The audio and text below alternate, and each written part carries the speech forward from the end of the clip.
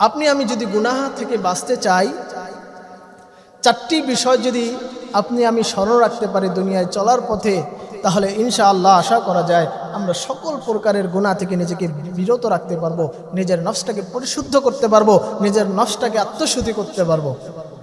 এই চারটি বিষয় কি? এই চারটি বিষয় হচ্ছে কিয়ামতের ময়দানে আল্লাহ পাক রব্বুল আলামিন আপনার আমার পক্ষে বিপক্ষে চার শ্রেণীর সাক্ষী দাঁড় করাবেন। আপনার আমার বিপক্ষে চার শ্রেণীর সাক্ষী আল্লাহ পাক রব্বুল আলামিন দাঁড় করাবেন কিয়ামতের ময়দানে। এই চারটি সাক্ষী আপনার আমার পক্ষে বিপক্ষে আল্লাহর দরবারে সাক্ষ্য প্রদান করবেন। কয়টি সাক্ষী ভাই? চারটি সাক্ষী।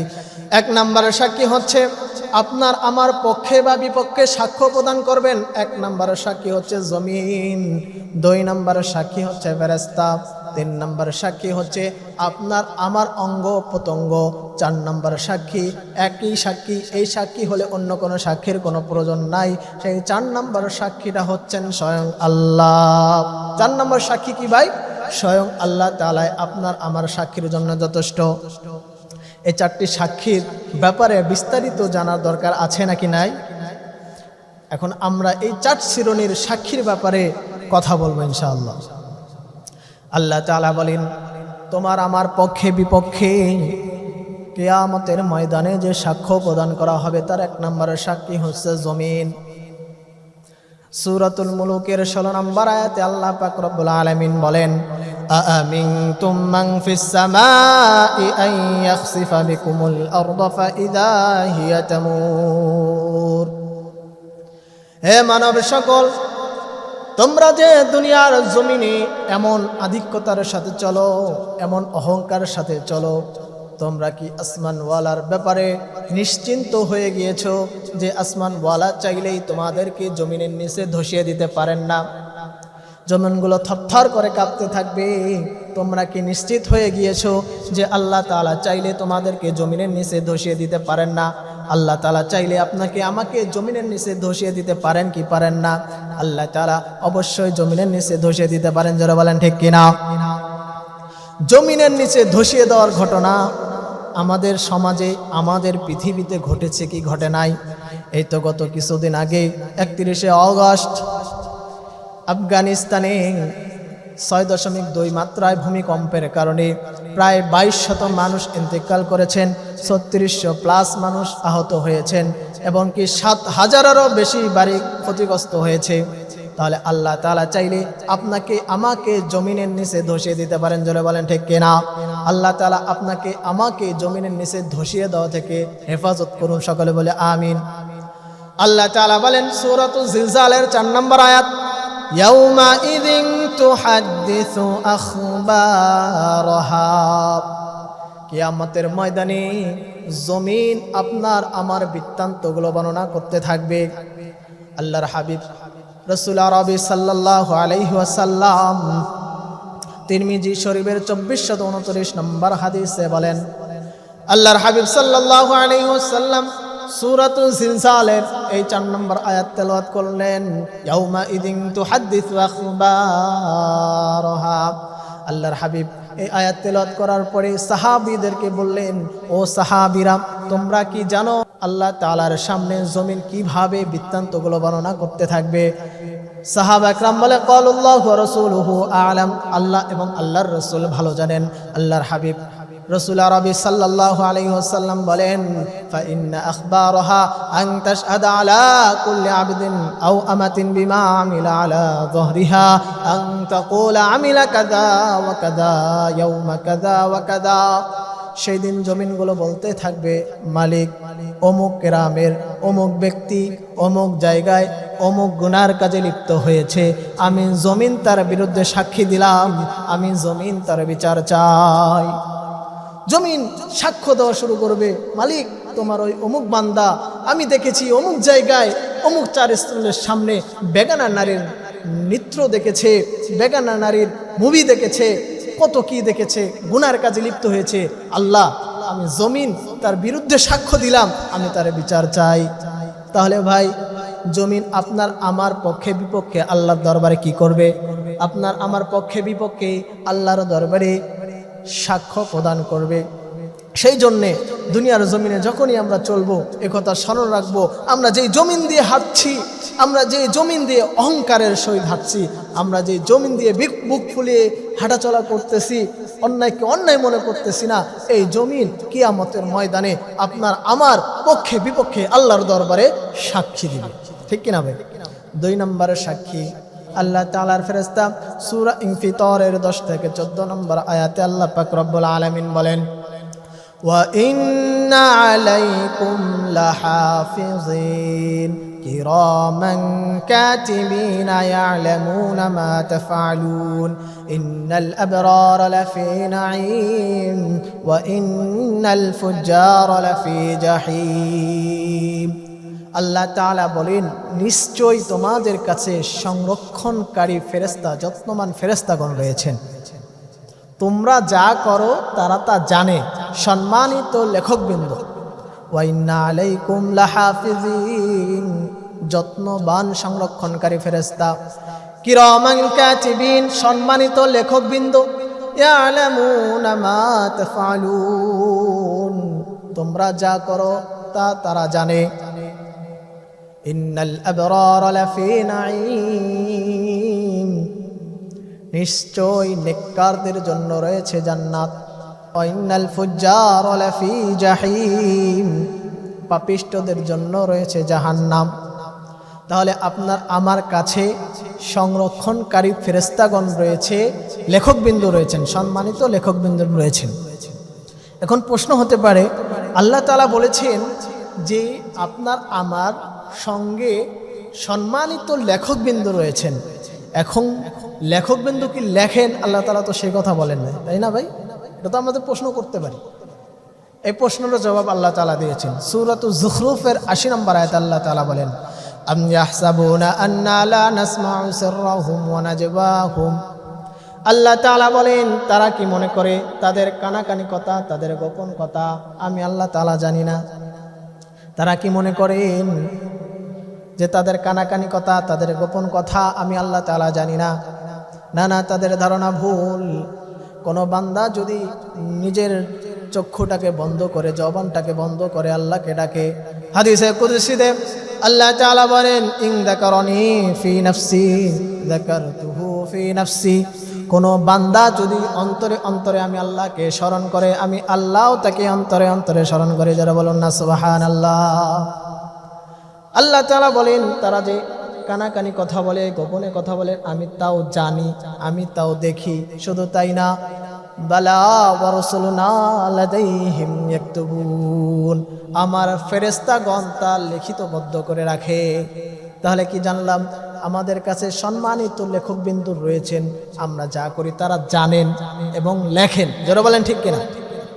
তো আপনার আমার আমলনামাটা লেখার পরে আল্লাহর দরবারে যখন পেশ করা হয়, সূরা বানী ইসরাঈলের 13 নম্বর আয়াতে আল্লাহ পাক রব্বুল আলামিন বলেন, ওয়া কুল্লা ইনসানিন আলজামনাহু তাইরাহু ফি উনুকিহি ওয়া নুখরিজু লাহু ইয়াওমাল কিয়ামাতি কিতাবান ইয়ালকাহু মানশুরা। আল্লাহ পাক রব্বুল আলামিন আপনার আমার আমলনামাটাকে গর্দানের ভিতরে ঝুলিয়ে দিবেন। অনুখরিজু লাহু ইয়াওমাল কিয়ামাতি কিতাবান ইয়ালকাহু মানশুরা, কিয়ামতের ময়দানে আপনার আমার আমলনামাটা প্রকাশ করে দিবেন। শুধু তাই না, আল্লাহ তাআলা বলেন, ইকরা কিতাবাক কাফা বিনাফসিকাল ইয়াওমা আলাইকা হাসিবা, পড়ো, তুমি তোমার আমলনামাটা পড়ো। আজকে এই দিনের ভিতরে, আজকে এই মুসিবতের দিনে, আজকে এই বিচারের দিনে তোমার আমলনামা তুমি পড়ো, তোমার বিচারের জন্য তুমি নিজেই যথেষ্ট হয়ে যাবা। আল্লাহ তাআলা বলেন, হাবিব, এই আমলনামা দেখার পরে পাপিষ্ঠদের কি হবে আপনি জানেন নাকি? আপনি তাদেরকে দেখবেন। সূরাতুল কাহফের 49 নম্বর আয়াতে আল্লাহ পাক রব্বুল আলামিন বলেন, ওয়াবুদিআল কিতাব ফাতারাল মুজরিমিনা মুশফিকিনা মিম্মা ফীহি ইয়াকুলুনা ইয়া ওয়াইলাতানা মা লিহাযাল কিতাব লা ইউগাদিরু সাগীরাতান ওয়ালা কাবীরাতান ইল্লা আহসাহা। অপরাধীরা তাদের আমলনামা দেখে বলবে, হায়, এটা কেমন আমলনামা! এটা কেমন কিতাব, এখানে তো ছোট থেকে ছোট যে গুনাহটা আমি করেছি তাও উপস্থিত রয়েছে, যে বড় গুনাহগুলো আমি করেছি সেই বড় গুনাহ এখানে উপস্থিত রয়েছে।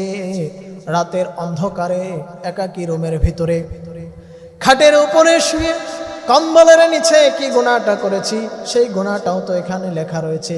কি কিতাব, ওয়াজাদু মা আমিলু হাদিরা, সমস্ত আমল সেখানে বিদ্যমান পাবে।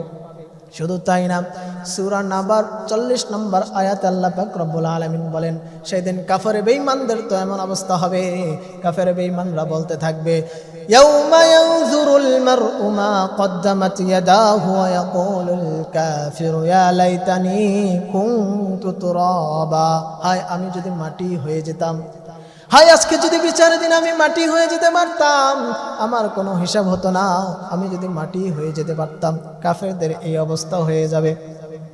তাহলে ভাইগণ, দুনিয়ার জমিনে যখন আপনি আমি চলাচল করব, মাথায় স্মরণ রাখবো যে ফেরেশতাগণ আপনার আমার সঙ্গে রয়েছেন। শুধু তাই না, তারা আমাদের সমস্ত কৃতকর্ম দেখেন এবং লিখিতবদ্ধ করে রাখেন। যারা বলেন ঠিক কিনা?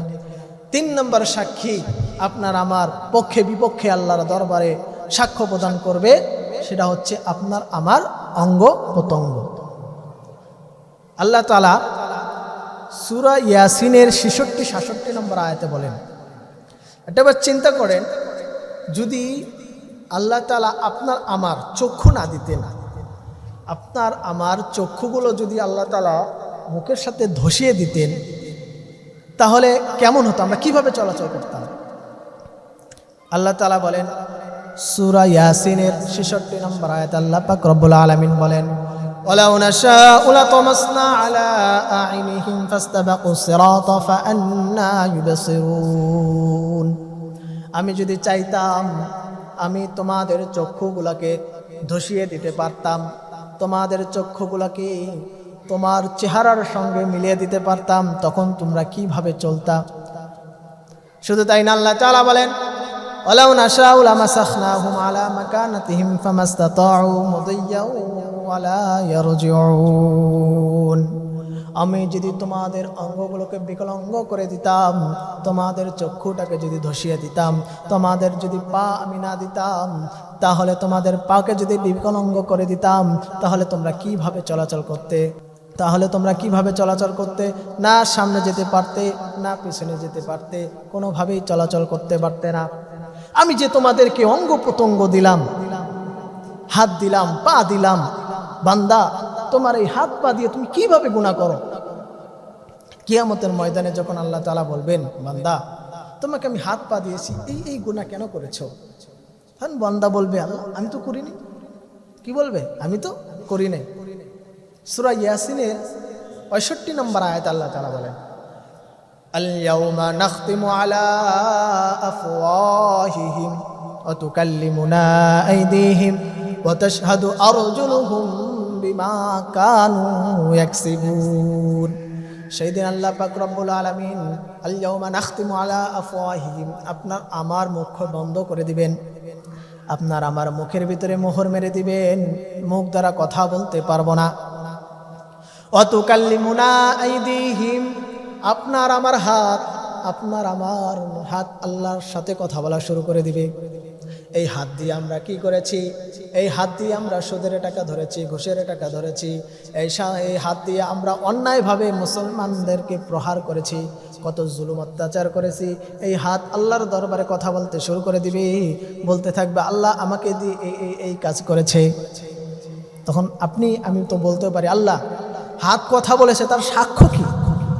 দুনিয়াতে সাধারণত একজন মানুষ যদি আরেকজন মানুষকে অপবাদ দিতে চায় বা কোনো দোষ তার ঘাড়ে চাপিয়ে দিতে চায়, অবশ্যই তার পক্ষে বা বিপক্ষে সাক্ষ্য লাগে, বলবেন ঠিক কিনা?